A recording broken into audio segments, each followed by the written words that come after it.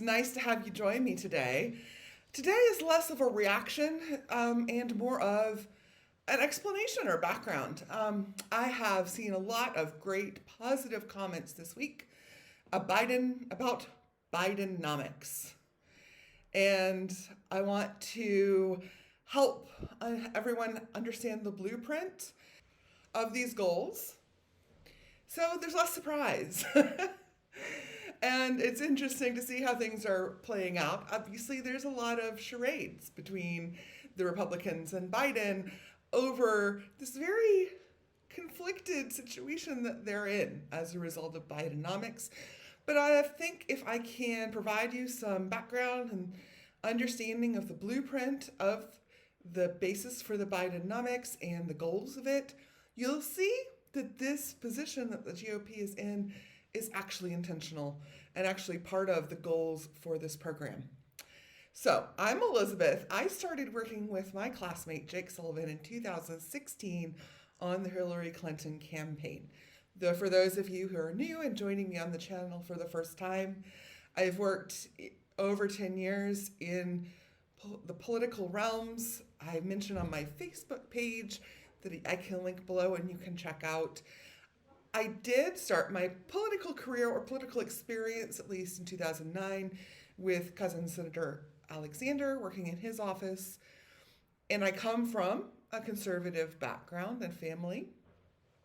But I actually started launching and taking off my political consulting in Scotland, not the United States.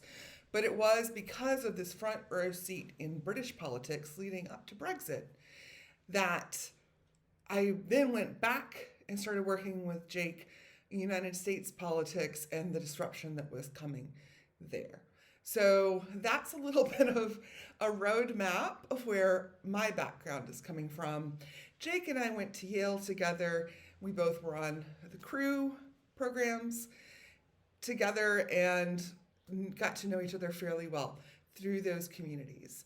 And he responded to me in 2016 of this memory of me as a student being very confident and aware of my surroundings and what was going on. And he found that very rare for a 20-year-old. And I find that to be a high praise, a high compliment coming from Jake. I don't think I always know what I'm talking about, but let's keep that on the DL. Because I do wind up having a lot of insight that does wind up coming to pass and being accurate. So my batting average is pretty good. So thank you, Jake, for those kind words. I want to go back now to August 2020. So obviously, I was working with Jake Sullivan on Hillary Clinton's campaign in 2016 that did not have a successful endeavor. I knew when Biden ran for president that Jake would contribute to Biden's campaign, and in either or, because of his reputation working for Secretary of State Hillary Clinton, because of his amazing critical thinking skills, and honestly, I can also praise Jake Sullivan as being brilliant, having known him since we were 18. I know that he really does have the stamina that has brought him to where he is in his career and really admire him for those qualities as well. So I knew that Biden and Jake would do great things and maybe didn't need my help entirely until summer of 2020. Biden was the official nominee. So in August of 2020, obviously Biden had not been elected yet. And the election had not happened yet. However, based on that summer, based on the amount of things that were going incredibly wrong, including the vaccination rollout, I gave Jake a briefing. And obviously, Jake and I had some reputation and built a foundation of him understanding where some of my policy analysis was coming from in terms of the global economy. So there was a foundation prior to this briefing, which I could also get into a little bit. In that briefing, I said, you all are going to have a mountain to, basically a pit to climb out of if you win, When you start office in January 2021, you cannot start preparing for the amount of work you have ahead of you to fix the country, fix these crises. You can't start in January to prepare for those things. So this is obviously 6 months ahead of time. They had 6 months to potentially win an election, best case scenario, to prepare. How do they hit the ground running? And so this economic strategy was part of this briefing, part of some of the foundation that I had laid beforehand with Jake about the global issues that voters are angry about are the same everywhere. I live in Germany. I worked with voters in Scotland, voters in Georgia, voters in the United States. The things that I hear people say are all the same. And I've worked in international development. So I actually do understand, not in a conspiracy theory kind of way, where some of these problems are coming from. I just this week had a conversation with a German citizen about the same problems in Germany. And so this is why voters have turned on people they see as globalists, and I am a globalist. However, my brand or my ideal globalism looks like first you have to take care of your domestic affairs. A lot of the globalization markets focus on all of these corporate global expansions, corporations getting away with tax evasion. I could do a separate video on this. So obviously I don't want to go too far down the rabbit hole getting into these economic issues, but the bottom line is people at home, whether they're in the United Kingdom or Germany or the United States, have lost jobs, their economies have suffered, and nobody is paying attention to those issues. I have said before, the Republicans certainly are not. They have a complete void of leadership skills, leadership being in terms of actually solving problems. They do a lot of being part of the problem, trying to make voters ignore the problem that they're part of, which is the corporate globalization in focus. And then this is a big reason why I'm writing the book on how abortion policy is used as part of this cover-up scheme and a void of leadership in the Republican Party, because they, much like Rome, entertain the voters and then tell voters to focus on these cultural issues and just vote for them while they continue being part of the problem getting worse. I have always been a little bit agnostic, but Bidenomics is a perfect example of the competence and execution of working with Jake Sullivan in terms of motivation to solve problems and get things done more correctly. There's a lot of cynicism. A lot of my friends talk to me and say, well, I think the politicians just want power and none of them are really out to make good changes that anyone cares about us. Again, not something new that I haven't heard before, all part of why I do analysis on policy to help address those issues, but there's still the cynicism, which I can't hold. When I see somebody like Jake Sullivan or Jamie Harrison, who are great guys, who are motivated for the right reasons, and do execute with tremendous competence some of these policy analysis suggestions that I give them. So this Bidenomics is a prime example. I said this is the problem. All of these red states, they're angry because their manufacturing jobs were taken away. Here, so the global economy, obviously the semiconductor wars are happening between the US and China. There's a lot happening where the US has given a lot of power away to other countries, and the US then is then dependent, for example, on the supply chain issues, where because there were these problems in the supply chain, US industries were captivated or held hostage a little bit by the supply chain issue because domestically we weren't we weren't independent enough. And so a lot of these issues do become national security issues. Our oil dependency is a national security issue, for example, but none of these things are things Republicans are willing to talk about because they answer to the corporations who want to make bigger profit margins and not to addressing these voter problems. So it depends on where is the motivation coming from to actually focus on these issues. And they are coming from the Biden administration. They're coming from Jake Sullivan, who does respond to and execute when I say this is causing a global crisis, a global democratic crisis.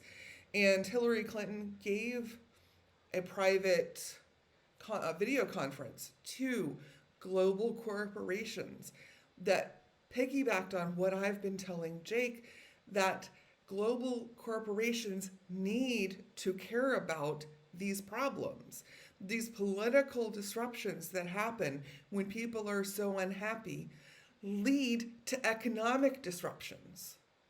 And so for global corporations to keep operating, they have to be motivated to fix these issues on the local levels where people are taken care of.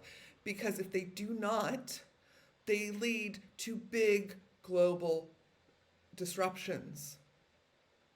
And so there's a way to fix things, but they have to be properly motivated to do it, properly understand that this is in their own self-interest, that their own businesses will be disrupted if they don't focus on these political problems.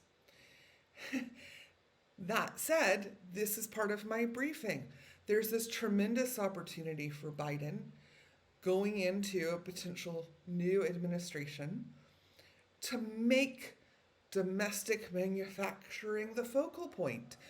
And he was already focused on infrastructure. Everybody understands bridges, roads, that's the first thing the Roman Empire did, was to build roads.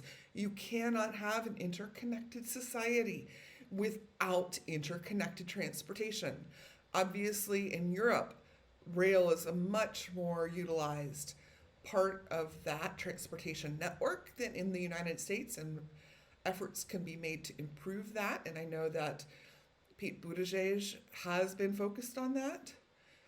But infrastructure investment, like to the scale that Eisenhower did, creates jobs in these local areas that have been hurting economically, creates manufacturing jobs to create all of the materials required for large infrastructure, for the telecom infrastructure, if we want to talk about access to broadband internet in local communities. That requires all of these semiconductors and little parts that need to be manufactured and potentially compete with the Chinese distributors. So this is all interconnected. So people who call globalists the evil problem don't realize that they are also the solution if properly motivated. That call Democrats the problem while Republicans are the one giving away all this corporate power and taking away power from the government, taking away power from the people that have all of these problems and are angry. There are people that are motivated to help if doing it properly. And so it's been fantastic to see the results. Great job, Jake. Again, on point with your execution of this blueprint that I gave you back in the August of 2020. That if Democrats want to start rebuilding and gain traction in these states that think they're the evil empire, and the enemy, they need to start creating jobs in those states because Republicans are not doing it. Republicans got in the White House in 2016 and did not address any of these infrastructure problems, did not address any of these job problems. They had 4 years to at least get it started. Biden has got it accomplished in his first 2 years in office. And the results that we're seeing is part of the blueprint in this briefing that I provided. The Republican governments are in a pickle because the Republican governments are trying to convince voters that Biden is doing everything he can to destroy the economy. And those are literally words straight from my father's mouth that Republicans tell him. That is the Republican line. There is no variation. That is verbatim the Republican platform and line about what Biden is doing with the infrastructure goals, because it puts them in a difficult position that Biden is becoming so successful in these states where Republicans are in government. And that was part of my briefing in August of 2020. I said, this is what will happen. If you want to start undermining this crazy lack of leadership in the Republican Party in these areas, you have to be the ones to come in and provide better solutions. And those solutions look like jobs and economic growth and infrastructure. Because if you build infrastructure, that creates jobs. If you don't continue to open up these factories in New York and Atlanta, if you open them up in Arkansas, in Ohio, or Nebraska, then those states reap the benefits of those corporations being there, those manufacturing centers being located there instead of the same hubs they always go to. So that's a little bit of background on what this blueprint looks like. What were the intentions going in of saying this is the area you should focus on with this economic goals, with these infrastructure goals? These are the things I laid out. These are the goals, and I said, are areas I said they could be successful. These are the kinds of results I said could be part of their goals. Where it was this disruption in this crazy whatever's going on in the Republican Party. I come from that background. I don't know what's going on. I don't approve of it. There's no leadership as far as I see. And this position, this result of the Republicans being in a very difficult position, trying to insult Biden, trying to tell everyone that he's destroying the country while he's finally addressing these solutions they haven't addressed, puts them in an awkward position. I'll just say it. It's awkward. Republicans, you're in an awkward position. You could have been working on this instead of whatever you've been doing. We don't even know. Like, honestly, it's not really our problem what you are doing. That's not what you should be doing. But we do need to have people in government who are providing functional solutions, who are doing what they should be doing instead of whatever the Republicans are doing that is something else.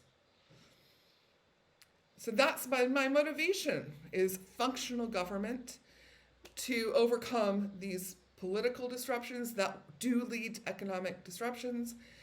And the corporate world needs to be motivated to be as aware of these problems as the Biden administration apparently is. That's my position. This was less of a reaction, more of background to the current way the Bidenomics is playing out.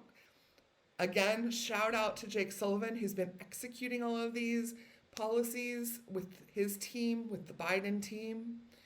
So the fact that they are reaching this point where these results and goals I said could happen are happening means that they're doing a great job implementing those plans.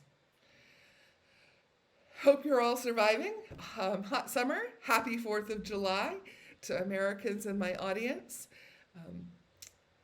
I hope you are celebrating the United States and what it can be, and take this holiday as an opportunity to address some of the cynicism that you might have and think about what can you personally do to find people who are properly motivated, or to go help people become properly motivated, to give the power back to the government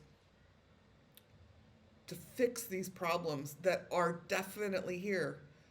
No one's in denial. These are big problems. But if we work together, I am optimistic that we can continue to make progress to solve them. Thank you very much for joining me here on the middle ground. I do try to have a position of realistic optimism because I'm focused on solutions and not just problems here.